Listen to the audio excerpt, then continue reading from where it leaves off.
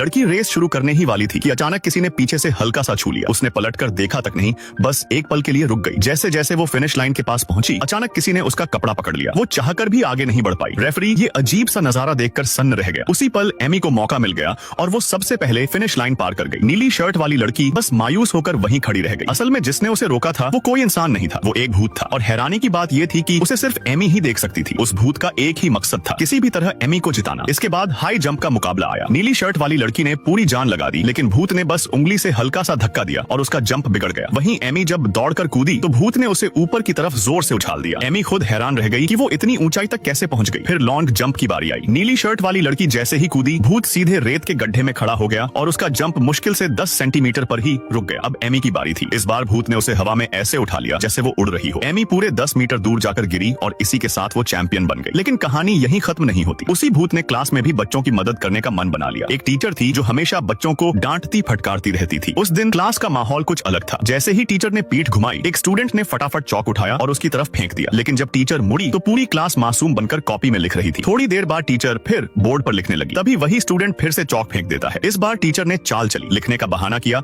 और अचानक पीछे मुड़ गई। स्टूडेंट पकड़ा गया। गुस्से में टीचर ने चौक उठाकर उसी पर फेंक दिया, लेकिन चौक उसे छू भी नहीं पाई। दरअसल क्लास में वही भूत मौजूद था जिसे सिर्फ बच्चे देख पा रहे थे। टीचर और ज्यादा चिढ़ गई और एक के बाद एक चौक फेंकने लगी, लेकिन हर बार भूत उन्हें हवा में ही रोक लेता। पूरी क्लास हंसते हंसते बेहाल हो गई। तभी प्रिंसिपल क्लास में आ गए और बोले, ये सब क्या चल रहा है? सारे बच्चे एक साथ टीचर की तरफ इशारा कर देते हैं। टीचर का गुस्सा 7वें आसमान पर पहुंच जाता है। वो बच्चों को बाहर लाइन में खड़ा कर देती है। जैसे ही वो उनकी जांच करने लगती है, भूत फिर शरारत कर देता है। वो धीरे से टीचर की स्कर्ट ऊपर खींच देता है। टीचर घबराकर वहां से भाग जाती है और पीछे पूरी क्लास ठहाकों से गूंज उठती है। उस दिन बच्चों के लिए वो भूत किसी हीरो से कम नहीं था। अब सोचो, अगर कोई भूत आकर कहे कि वो तुम्हारा दोस्त बनना चाहता है, तो क्या तुम उसे सच में दोस्त मान लोगे? अगर हाँ तो